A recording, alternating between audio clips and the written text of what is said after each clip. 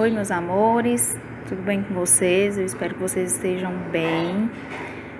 Desejo vocês uma semana abençoada, uma semana de muitos estudos, né, de muito aprendizado. E para isso a gente vai dar continuidade, né, nas nossas matérias. Eu vou passar hoje para vocês um vídeo, né, referente ao último slide, que foi sobre o tema de escala de Coma de Glasgow, né? E hoje a gente vai adentrar, né, esse assunto, tá? Então, para quem não conhece, né, nunca ouviu falar sobre essa escala, né, de Glasgow, ela é um método que vai definir, né, o estado neurológico do paciente com alguma lesão, né, que sofreu algum tipo de lesão cerebral aguda, tá?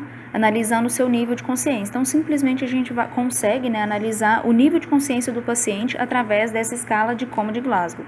Esse importante, né, recurso, ele foi atualizado em abril de 2018, né, e é muito utilizado principalmente dentro do setor, né, de clínica médica e também da área da UTI, por profissionais da saúde, né, logo após um trauma, né, que esse paciente tenha sofrido, tá? E ele também tem como função, né, evitar, prevenir que esse paciente ele sofra algum outro tipo, né, algum evento, né, de sequelas, tá? Apesar de ser muito utilizada, né, atualmente, tanto pela medicina quanto também pela equipe de enfermagem, né, essa classificação que a gente consegue, né, avaliar esses pacientes, ela é de uma forma muito recente, né? Foi em 1974, né, que o Graham e também o Bryan, né, do Instituto de Ciências Neurológicas de Glasgow, que publicaram, né, oficialmente essa escala na revista de Lancet. O objetivo, né, até então era fornecer uma metodologia de atendimento, né, em que apontasse tanto a profundidade, né, do dano neurológico no paciente, quanto a duração clínica de inconsciência e também o de coma, tá? Então essa era a principal, né, o principal objetivo da escala de Glasgow, né, durante uma assistência a um paciente com traumas, né, traumas cerebrais, tá? A nova escala, né, 40 anos depois, né, o Graham, ele conduziu um projeto que procurou entender o atual uso da escala, né, que foi incorporado em novas diretrizes. Então, após, né, durante esses atendimentos, esse especialista, né, ele viu que precisava comprovar, né, ele procurou novas especialidades, novas diretrizes, né, que faz a composição dessa escala, tá? Então, foi acrescentado, né, um outro importante fator para ser medido na escala, que foi a reatividade pupilar, tá?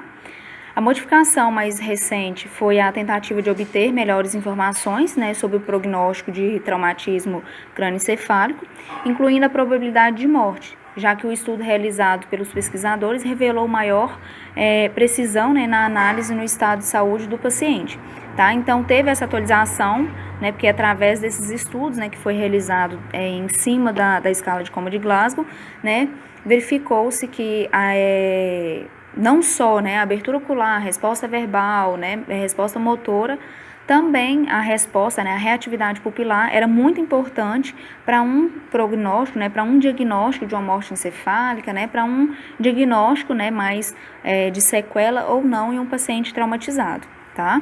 Então, a escala, ela considera 3 fatores, né, principais e determina a pontuação de acordo com o nível de consciência, né, que é apontado em cada um desses casos, tá? Que são, no caso, eu já falei com vocês, a abertura, né, ocular, resposta verbal e a melhor resposta motora do paciente. Após a análise desses fatores, né, a publicação de 2018, ela indica mais um ponto que deve ser observado, né, que é a reatividade pupilar. Que quando a gente faz a avaliação, né, dos outros 3 pontos, né, a gente tem que fazer uma subtração da pontuação da reatividade pupilar, tá? Então, através desse resultado final é que a gente vai conseguir ter aí a classificação, né, do grau o grau em que se encontra esse paciente, tá? Então, de acordo, né, com essas determinações, as notas elas devem ser registradas ao longo do atendimento, né, para que possa indicar a progressão do paciente, tá? Então, normalmente, né, os enfermeiros, os médicos, eles fazem essas avaliações a cada plantão. Então, a cada troca de plantão tem que fazer uma análise, né, aí da escala de Glasgow, a escala de coma de Glasgow, tá? Em todos os segmentos observados, né, pelo profissional de saúde, a primeira opção é uma resposta normal do paciente, né, que é a nota máxima, e a última é a reação inexistente ou ausente, que é a nota 1, tá? É preciso marcar NT, né, na pontuação, caso o paciente ele não tenha, né, resposta, caso não é possível, né, obter uma resposta do paciente por conta de alguma limitação, tá? Por exemplo, não tem como você estar aí avaliando, né, uma abertura, uma resposta verbal se o paciente é mudo, né? Então, a gente tem alguns parâmetros que a gente não consegue, né, detectar, não consegue avaliar através dessa avaliação por causa, né, dessas intercorrências que tem, tá? Por causa de uma deficiência, né? Então, a gente não consegue avaliar dependendo da situação do paciente. Vamos lá, avaliando, né, a abertura ocular.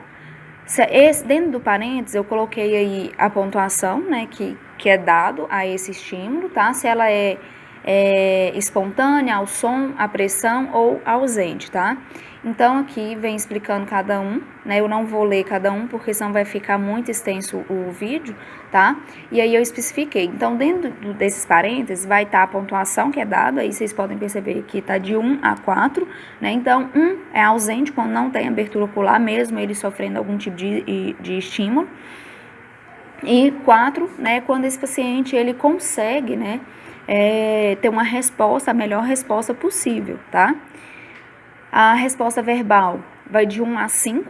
1 é quando é ausente, ele não tem resposta nenhuma, né? E orientada é quando o paciente ele se comunica, ele consegue orientar, ele consegue fazer comunicações, né, normais, tá? Ele sabe onde ele tá orientado. Resposta motora, né, vai aí também de 1, quando se não tem nenhum tipo, né, de resposta motora desse paciente. E a ordem é, por exemplo, quando você faz, né, um comando para esse paciente, movimenta o braço, aperta meu dedo, levanta o braço, levanta a perna, mexe os pés, e ele consegue responder, né, sobre uma ordem, né, responder algum reflexo motor, tá? E essa pontuação é uma das maiores, né, a de 6 pontos. E agora, né, a reação pupilar, né, reatividade pupilar, que lembrando que isso aí foi atualizado em 2018, tá? E você a gente consegue avaliar ela de 0 a 2. Normalmente os outros a gente avalia de 1 a 4, de 1 a 5 ou 1 a 6, né? Esse aqui não, ele vai de 0 a 2, tá? Então, 0, quando ela tá completa, né? O paciente, a reatividade pupilar desse paciente, ela tá completa, ela tá boa. Nesse caso aqui, ela é ao contrário, tá? Enquanto os outros, quanto menor a pontuação, né, do paciente, ele vai estar mais rebaixado, ele vai estar mais grave. Na reatividade pupilar, não. Quanto mais alto a pontuação, ele é um sinal ruim, tá? Então, por exemplo, 0 é quando ela está completa, né? As pupilas, elas vão reagir ao estímulo de luz. E 2 é quando está inexistente, então nenhuma das pupilas vai reagir a algum estímulo de luz, tá? Aqui também eu coloquei para vocês um quadro, né, onde está aí diferenciando, né, os tipos, né, os sinais que a gente consegue observar, né, através do diâmetro da pupila, né, isocóricas, que são as normais, então elas são simétricas e vão reagir à luz. A miose, as pupilas, elas ambas, né, vão estar contraídas, sem reação à luz. Anisocóricas, tá? Elas vão estar assimétricas, uma vai estar maior e a outra vai estar no tamanho mais diminuído. Então, uma dilatada e a outra contraída. E a midríase, que são as pupilas dilatadas, tá? Aqui na frente, né, nos diagnósticos prováveis, eu coloquei o que poderia ser, o que poderia estar causando, né, aí essas diferenciações, né, essas reações, esses sinais das pupilas frente a algum trauma, tá? Aqui eu coloquei para vocês os passos, né, os 5 passos para utilizar a escala de coma de Glasgow, né, de uma forma correta, tá? Primeiro, vocês vão verificar, né, identificar os fatores que podem interferir na capacidade de resposta. Nesse caso, como eu falei com vocês, o paciente ele é mudo, ele é surdo, ele consegue te responder, tá? Então, vocês precisam saber, né, conforme as necessidades, né, as dificuldades do paciente, tá? É importante, né, considerar na sua avaliação se ele possui alguma limitação anterior ou devido ao ocorrido. Por exemplo, o paciente surdo ele não pode reagir normalmente, né, a um estímulo verbal, o exemplo que eu usei para vocês, tá? Passo 2, vocês vão observar, né, observar o paciente e ficar atento a qualquer comportamento espontâneo dentro dos 3 componentes, né, da escala, tá? 3, caso o paciente ele não age espontaneamente, né, nos tópicos da escala, é preciso estimular uma resposta, né? Aborde o paciente na ordem abaixo.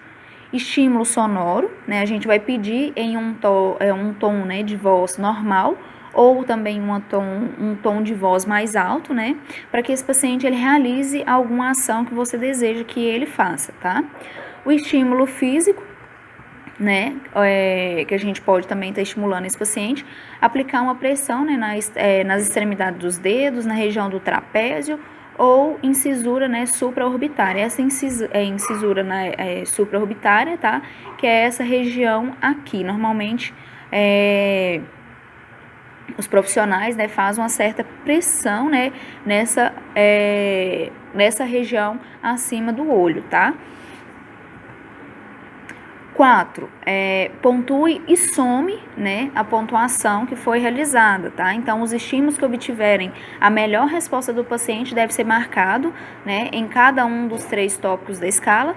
Se algum fator vai impedir, né, que a vítima ela realize a tarefa que você solicitou, né, deve ser marcado o NT, que é não testável. As respostas correspondem a uma pontuação, né, que irá indicar de forma simples e prática a situação do paciente. Por exemplo, abertura, né, ocular O4 é o máximo, verbal 2, M1, né, significando respectivamente a nota para ocular, verbal e motora, né, com o resultado geral igual a 7. Então, você pega tudo e soma, né, essas pontuações que foram achadas, né, durante a avaliação do paciente. Então, análise a reatividade pupilar, né, que é o 5º passo. A gente vai suspender cuidadosamente a pálpebra, né, do paciente e direcionar o foco de luz aos olhos, tá? Registre a nota correspondente à reação a esse estímulo, né? Esse valor será substituído da nota anterior, gerando um resultado final mais preciso para o paciente. Essas reações elas devem ser anotadas, né, periodicamente para possibilitar uma visão geral do progresso, né, ou deterioração do estado neurológico desse paciente. Lembrando aqui que a reatividade pupilar, né, então a gente vai fazer a análise dos 3 parâmetros, né, verbal, motor e ocular, né, abertura ocular. Faz a somatória. Depois que você tem todas essas pontuações, né, desses 3 parâmetros, a análise, né, da reatividade pupilar, você vai subtrair esse valor do restante. Vamos supor que a reatividade pupilar do paciente tinha dado 1, né? Então, daqueles 7 pontos, que foi o exemplo, né, do slide passado, se a pontuação dele foi 7 e a pupila, né, a reatividade pupilar foi 1, então você vai colocar 7 menos 1, tá? Então, você vai subtrair a reatividade pupilar. A pontuação, né, e a interpretação dessa análise, né, da escala, tá? Quanto ao nível da alteração de consciência, né, o estado de coma desse paciente, o gradiente, né, o resultado vai variar. Leve, se for acima de 13, uma pontuação alta, né? A duração do coma ele costuma ser menor do que 20 minutos. Moderado vai ser de 9 a 12 pontos. A duração do coma ele é maior do que 20 minutos e menor do que 6 horas, né, depois da admissão desse paciente. Grave ou severa vai ser abaixo de 8 pontos, né? A duração do coma vai ser acima, né, maior do que 6 horas depois da admissão desse paciente, tá? Aqui eu deixei para vocês esses parâmetros aqui. É uma avaliação que a gente faz após o resultado final, tá? Então, ele vai ser considerado como leve, moderado, grave, né? Ou severa, né?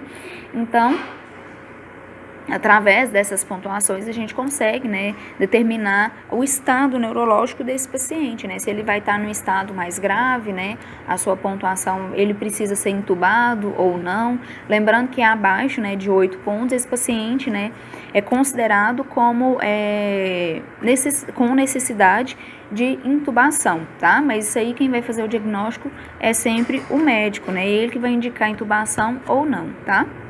E aqui, né, eu deixei para vocês no último slide, para aí um resumo, né, geral de tudo que a gente acabou de ver, tá? Então, a atualização do coma de Glasgow, né, de 2018, a gente vai ter a somatória, esses que estão aí em vermelho, né, abertura ocular, resposta verbal e motora, a gente acaba somando, e depois o resultado final, a gente consegue ter aí uma reação, achar, né, fazer a subtração da reação pupilar, tá?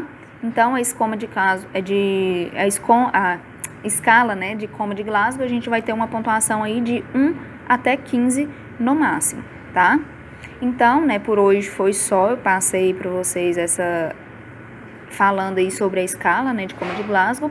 Qualquer dúvida que vocês tiverem, vou estar à disposição, vocês podem estar me mandando, né, aí a mensagem pelo WhatsApp, tá bom?